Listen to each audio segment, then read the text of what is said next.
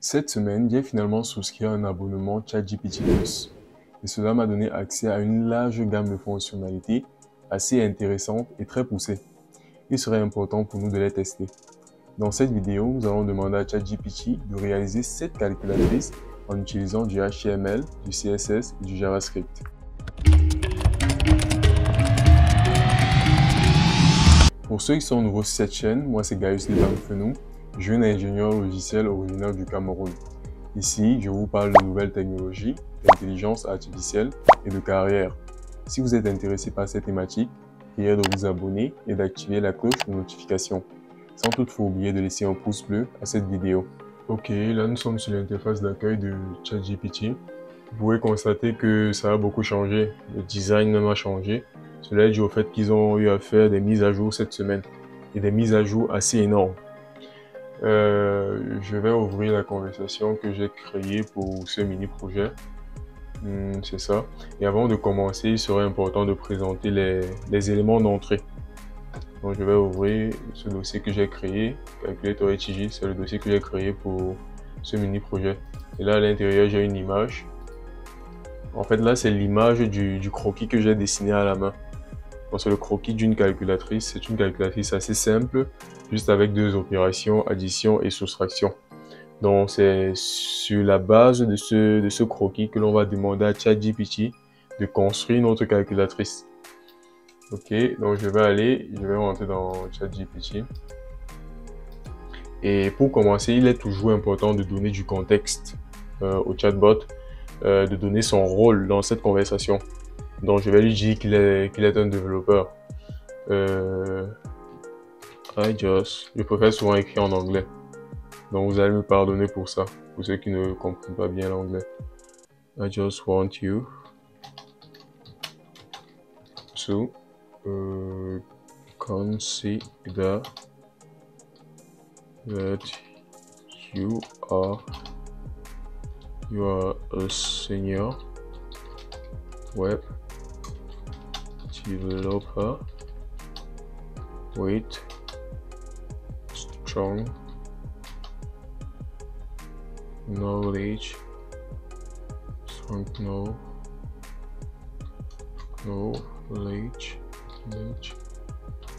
in HTML, CSS and JavaScript.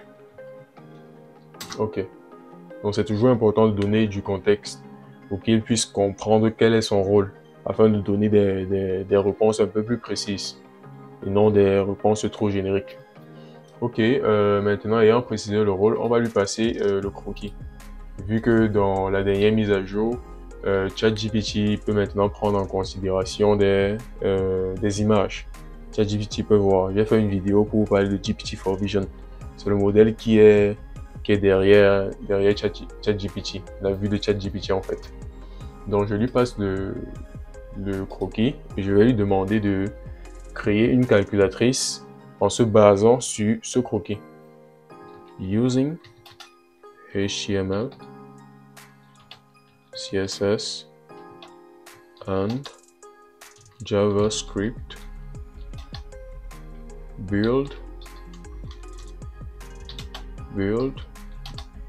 a working. Il est important d'être très précis pour que le modèle ne soit pas, pour que ChatGPT ne soit pas dans la confusion. A working calculator,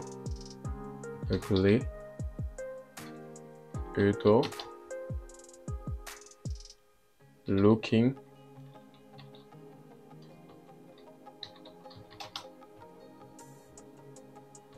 exactly like the one in this image. Ok. Donc là, ça va générer du code. Et pendant que ce sera en train de générer du code, je pourrais vaquer à d'autres occupations. C'est ce qui est intéressant avec ça. Tu n'es pas obligé d'être figé là, tu peux faire autre chose au même moment. Ça te fait économiser en temps et vraiment en énergie. Parce que là, je pourrais distribuer mon énergie sur autre chose. C'est un peu comme en entreprise. Lorsque vous êtes avec votre manager vous donne des tâches. Et pendant que vous êtes en train de réaliser cette tâche, lui-même, il peut vaquer à d'autres occupations. Ici, on doit optimiser le temps. Donc, c'est la même chose que je vais faire pendant que c'est en train de générer le code. Je vais vaquer à mes occupations.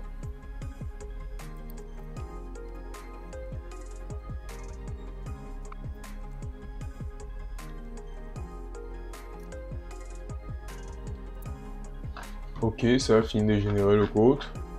Vous voyez que là, ça a généré trois fichiers.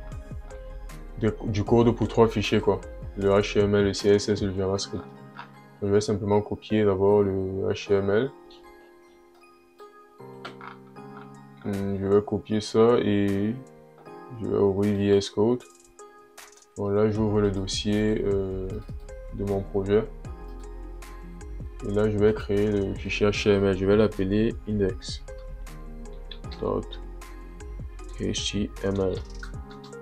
Et là, à l'intérieur, je vais coller le code en question.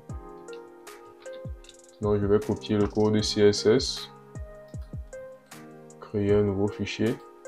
Je l'appelle styles.css. Oh, qu'est-ce que j'ai fait? Je crée un fichier styles.css. Et là, je colle simplement le code. Maintenant, je vais copier le code de JavaScript et créer un fichier script.js. Simplement coller le code ici. Maintenant, pour tester ça, je vais simplement ouvrir le fichier index qui a été généré, qui a été créé.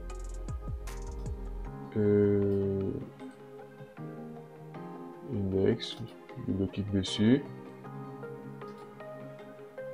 Ok, donc vous voyez que là, ça m'a généré une calculatrice. C'est vrai que ça ne ressemble pas vraiment à ce que l'on a dans le croquis. Et vu que ça ne ressemble pas à ce qui est dans le croquis, il faudrait donner des précisions. Bon, c'est un peu comme quand tu travailles avec un développeur. Le développeur ne va pas nécessairement comprendre ce que tu veux. Ne va pas nécessairement au premier coup comprendre ton besoin. Mais une fois que tu as constaté que qu'il ne comprend pas, tu apportes des précisions. C'est comme ça que ça se passe pour nous les développeurs au quotidien. Donc je vais simplement lui dire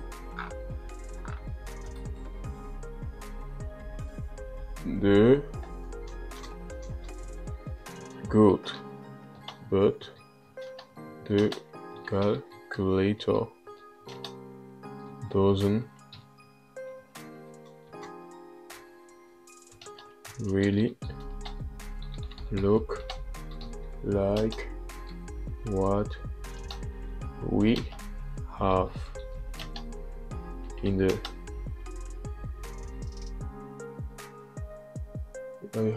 image I provided. Can you modify the code to generate something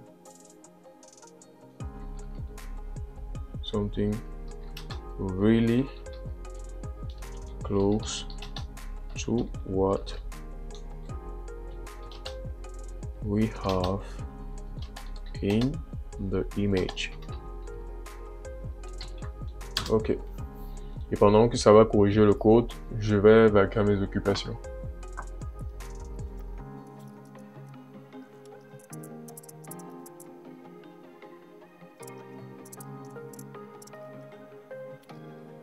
Ok, ça a fini de générer le code. Je vais simplement copier le HTML. Venir ici. Coller ça. Maintenant le CSS. Bon, le JavaScript est resté inchangé, donc je vais juste coller le CSS. Vu que là c'était plus une question de style. Maintenant voir le rendu. Qu'est-ce que ça nous donne? Ok. Là c'est nettement meilleur. C'est nettement meilleur. Ok, mais vous pouvez constater qu'ici en haut, les boutons n'ont pas la même taille. Pourtant dans le code, dans le croquis que j'ai fourni, si je l'ouvre, les boutons ont la même taille. Ok. On va préciser ça à ChatGPT. Et aussi, vous pouvez constater que les longueurs des boutons de la dernière ligne ne sont pas très correctes par rapport à ce qu'on a dans l'image. Le bouton 0 devrait être plus grand que le bouton égal. Donc, on va préciser ça. Good. But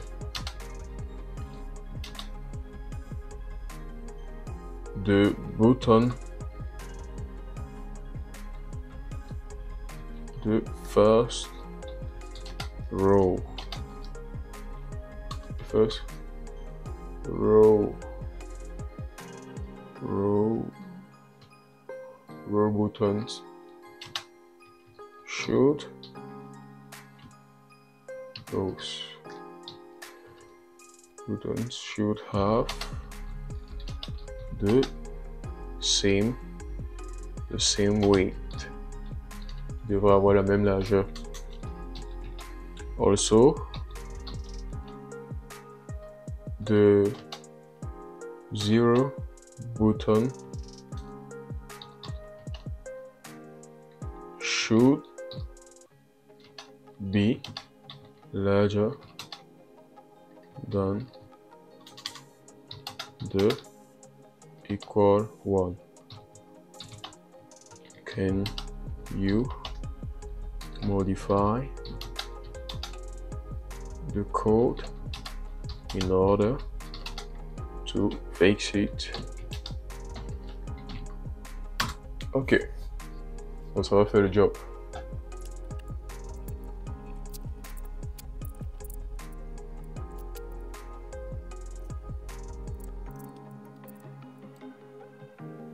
Ok, le code a fini d'être généré. Style, je vais simplement copier ça et le coller là. C'est le truc complet, ok, c'est ça. Maintenant, le HTML, ils ont juste modifié une partie.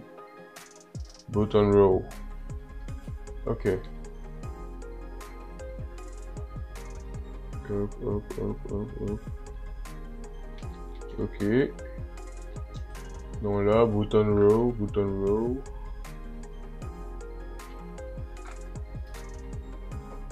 Ok.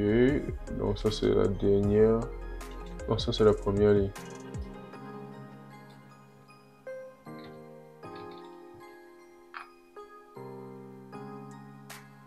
Ok. Je pense que c'est correct. Maintenant, on va réexécuter ça pour voir ce que ça rend. Ok, là c'est nettement... Oh! Qu'est-ce que j'ai fait? En réalité, dans le croquis, c'est plutôt le bouton égal qui est plus grand. Mais bon, c'est moi qui ai fait l'erreur, donc je vais juste le laisser comme ça, c'est pas grave. Là, vous voyez que ça a corrigé la première ligne. Maintenant, le bouton a la même largeur. Ok, c'est vrai que notre calculatrice est déjà pas mal belle, mais j'aimerais y ajouter un peu plus de style. Donc pour ça, je vais chercher quelques exemples de style de calculatrice. Calculator design sur Pinterest. Je vais voir quel est un design qui m'intéresse et je vais demander à ChatGPT d'appliquer le même design à notre calculatrice. Je vais prendre celui-ci. Ok, maintenant je vais faire une capture du design en question.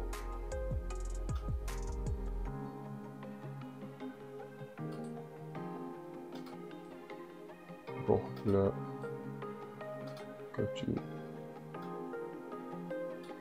Ok, donc là je vais rentrer, je vais passer cette capture à ChatGPT.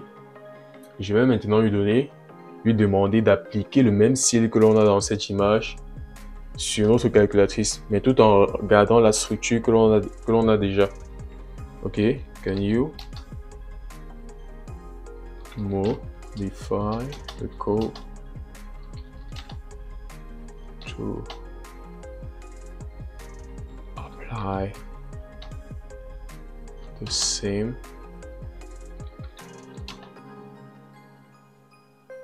style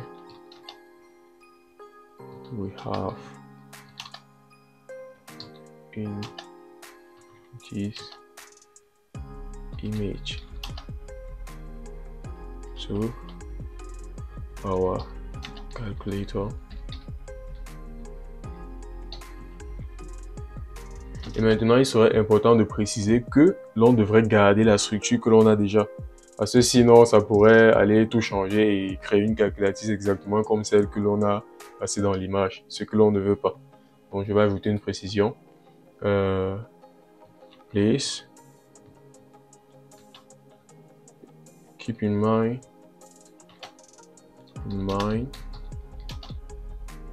that the structure that the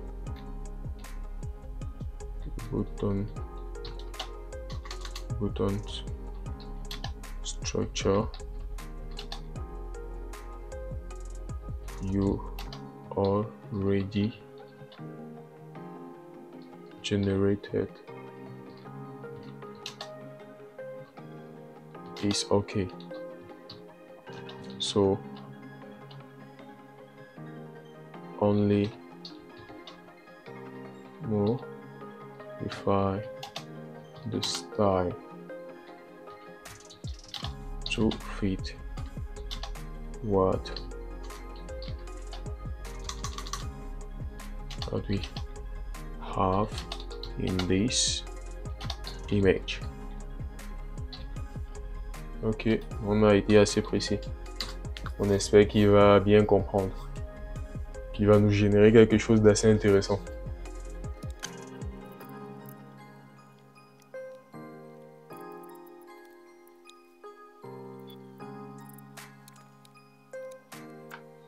Ok, ça va finir de générer le code, donc je vais modifier, je vais copier le CSS et simplement le coller ici. Non, il y a toujours des commentaires que ça ajoute là. Il serait important de les lire. Mais je ne veux pas me fatiguer pour le moment. Je veux pas aller vite.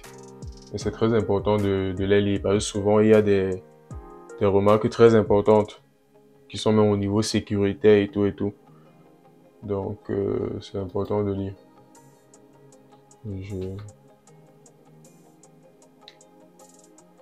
Oh.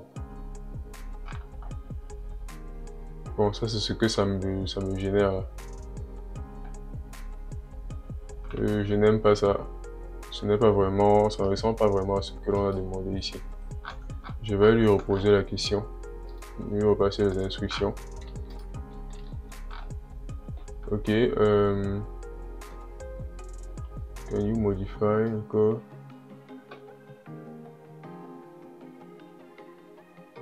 Ok.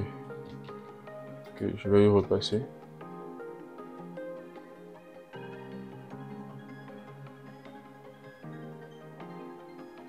Ok.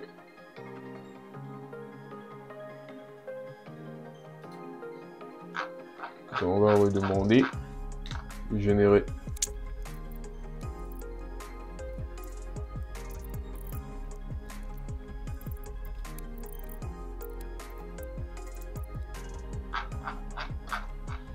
Ok, ça va finir de générer le code. Je vais simplement copier le CSS et voir comment ça rend cette fois-ci. Ok, là c'est nettement meilleur que ce que l'on avait. Juste que là, on peut constater que le bouton plus et moins n'ont pas la couleur blanche sur les signes plus et les signes moins. Donc on va dire ça à ChatGPT. Dès que quelque chose ne va pas, il est important de préciser son modèle. C'est la même chose qui se passe souvent avec les développeurs. Lorsque peut-être tu leur fournis un travail, c'est pas nécessairement comme ce que l'on a demandé, ce à quoi le manager s'attendait. Donc du coup, il nous fait des retours et on modifie tout simplement. Ok. Good.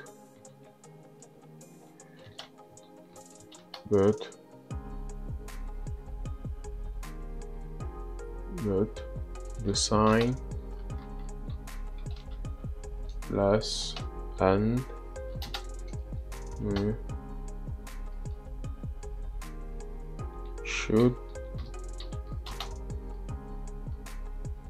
should be white. That's the other numbers.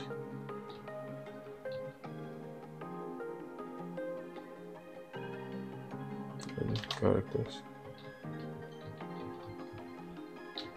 Can you modify the code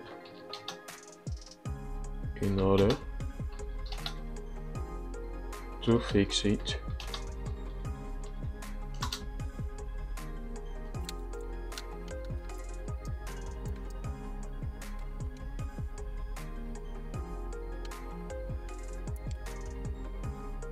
Ok, donc ça va modifier une partie du code.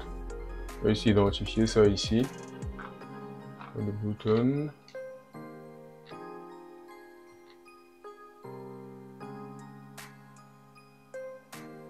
Alors ça c'est en fait le style qui a été appliqué là. Ok. Bon en fait là ça m'a régénéré tout ça. Mais en réalité en simplement modifiant cette ligne-ci, en enlevant ça, j'aurais eu le résultat dont auquel je m'attendais. Donc vous voyez qu'avec l'expérience que j'ai, la connaissance que j'ai du CSS, je pourrais simplement modifier ce code-ci, cette ligne-ci, l'enlever tout simplement, et ce serait OK. Mais je suis allé demander, comme un débutant encore, je suis allé demander à ChatGPT et il m'a généré quelque chose d'un peu plus complexe. Je ne vais pas suivre ce qu'il m'a généré. C'est aussi ça l'importance d'avoir des connaissances en code. Parce que lorsque ça te génère quelque chose, ce n'est pas toujours la meilleure des approches. Même ce qui a déjà été généré n'est pas nécessairement la meilleure des choses. Il a juste voulu fermer les yeux sur un certain nombre d'aspects. Donc il faudra aussi prendre cela en considération lorsque vous travaillez avec ce genre de truc. Ok, je vais simplement effacer ça. Sauvegarder. Et réexécuter le code. Et vous voyez que ça a automatiquement corrigé. J'ai juste eu à enlever quelques lignes. Or, ChatGPT me proposait de modifier plusieurs lignes au même moment. Ah, c'est assez complexe comme solution. Mais toutefois, j'ai fait cela ici. Je vais quand même lui dire ça, pour qu'il soit au courant. Parce que si je vais appliquer des modifications un peu plus poussées après, il faudrait que ça se base sur la bonne version. Je vais dire, this is too complex as a solution.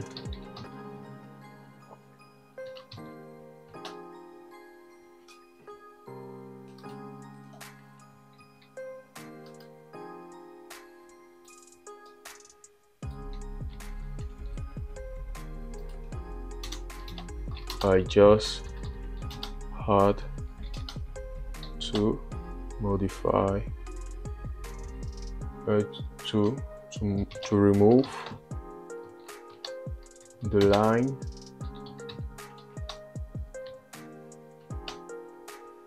from the .up style to fix it. Donc c'est important de donner un feedback pour qu'il puisse comprendre. Et ça va permettre aussi à OpenAI d'améliorer son modèle. Le modèle va être raffiné pour mieux penser plus tard. Donc vous voyez ce qu'il me dit. You are correct and I apologize for the oversight. Removing the specific color styling from the .up class will make plus and minus buttons inherit the white color from the .button class. C'est tout pour cette vidéo. J'espère que vous l'avez bien aimé.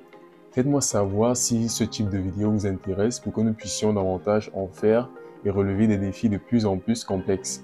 N'oubliez pas de laisser des pouces bleus, de vous abonner à la chaîne, d'activer la cloche de notification et de partager massivement cette vidéo autour de vous. On se revoit pour notre prochain sujet. Prenez soin de vous. Peace!